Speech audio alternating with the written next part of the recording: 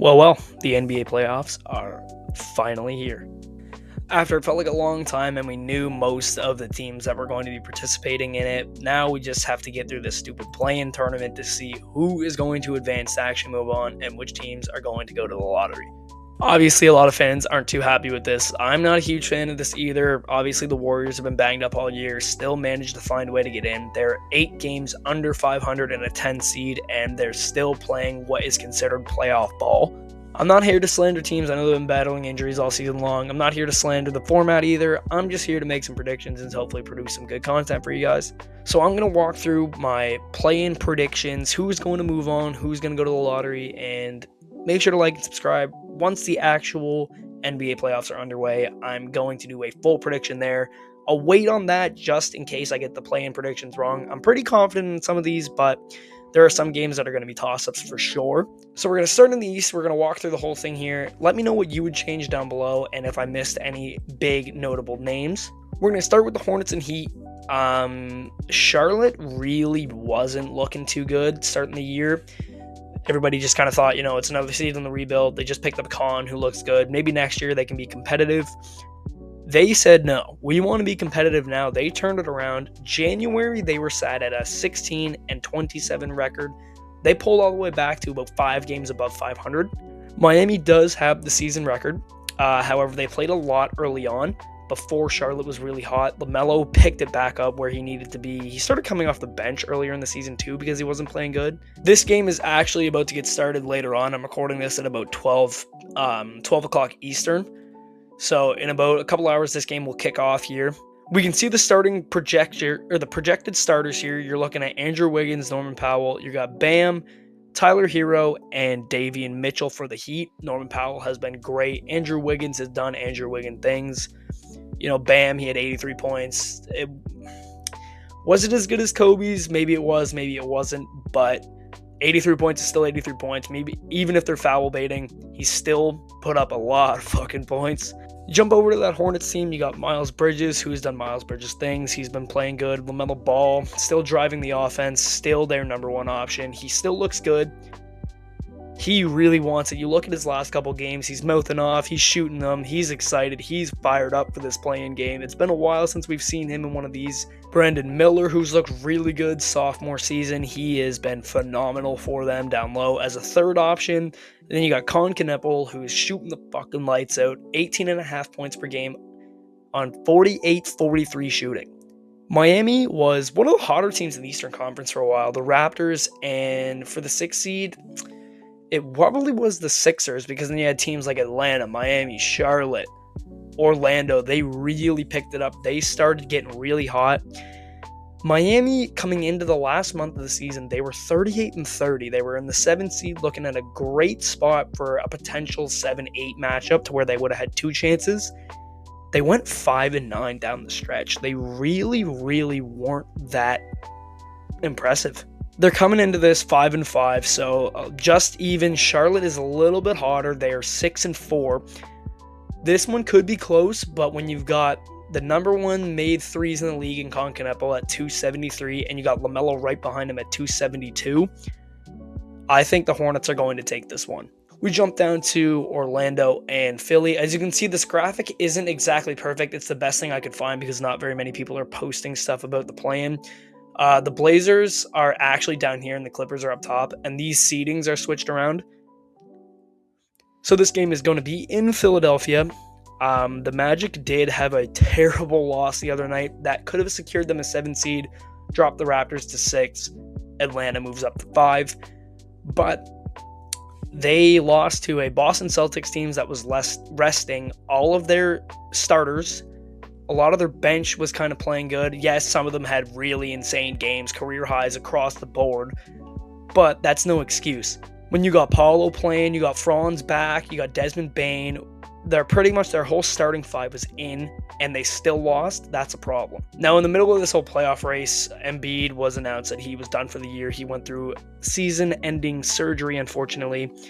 It seems like ever since he won that MVP, he has just really been struggling with health, so hopefully he comes back next season.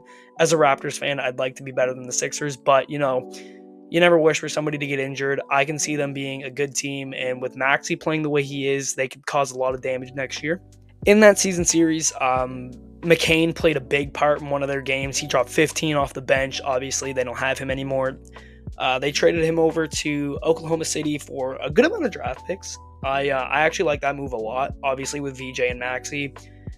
McCain, at one point or another, was probably going to be a six-man or a starting player.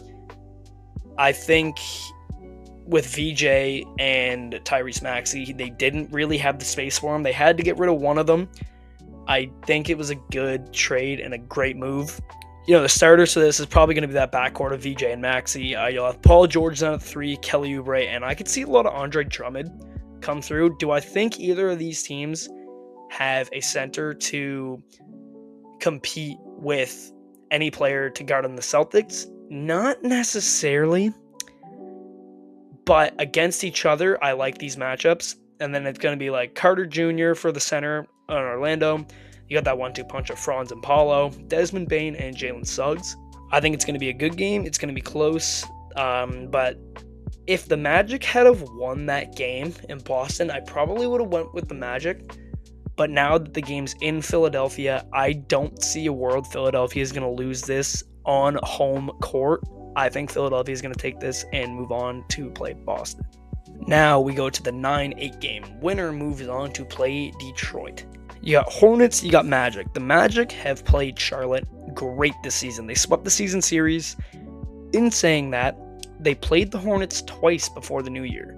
Charlotte didn't really start picking it up until mid-January, early February. And in March when they played, Paulo and Franz both had a huge game. They combined for 58 points. Khan didn't play, and they still only lost by 7. The Magic are a great team inside. You know, Paulo's shifty. He can get to the line. He can make shots. Franz, same thing with him. But that three-point shooting, if Khan can stay hot and maybe make 50% of his threes he takes, that's going to be a problem for the Magic. I like this matchup a lot for the Hornets. I also like it a lot for the Magic. They don't really have the bigs. I don't see Miles Bridges being able to lock up Paolo for 40 minutes. I also don't know how I feel about Brendan Miller playing against Franz for 35-40 minutes. But then you got the 6-7 point at LaMelo. That wing shooting is just too dangerous to ignore. The 3-point is so effective these days. I'm going to take the Hornets to move on to play Detroit. We're going to jump over to the West here. Unfortunately, this is supposed to be the Clippers, so my apologies, but we got Clippers and Warriors, the 9-10 matchup. The Warriors, yes, they've been banged up all season long. I would say a lot of their fans would like to consider this a write-off. You know, Jimmy Butler tore that ACL, unfortunately. Curry's been battling that knee all season. Draymond was out, and when they traded for Kristaps Porzingis, he was also out. Healthy, do I think they could have maybe competed for a 1-6 seed? Absolutely. Could they have done some damage? Potentially. Do I see them winning a chip? No. 3-7 to end the year. They don't look too impressive.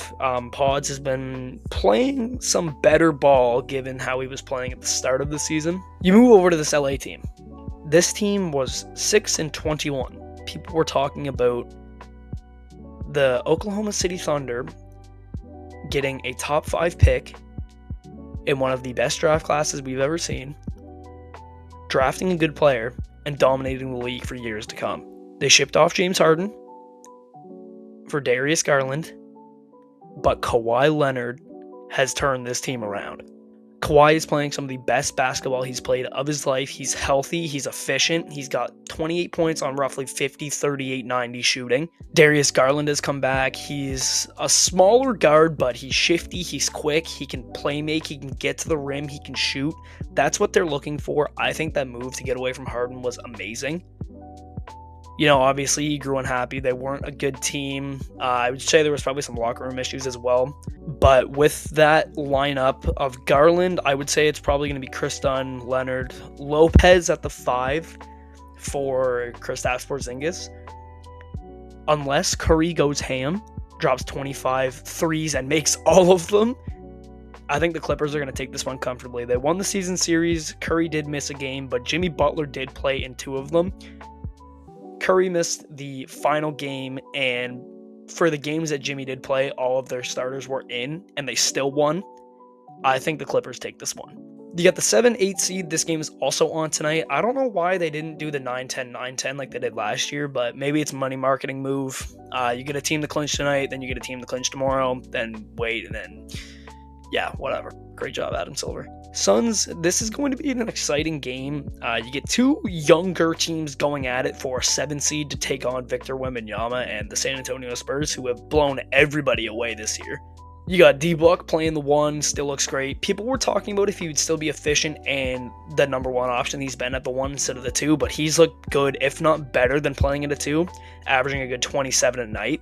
Dylan Brooks is playing like amazing. This is the best season of his career. There was talks of him getting shipped off to a different league, but he's telling everyone he's here to stay. Jalen Green has looked good as their 3rd option.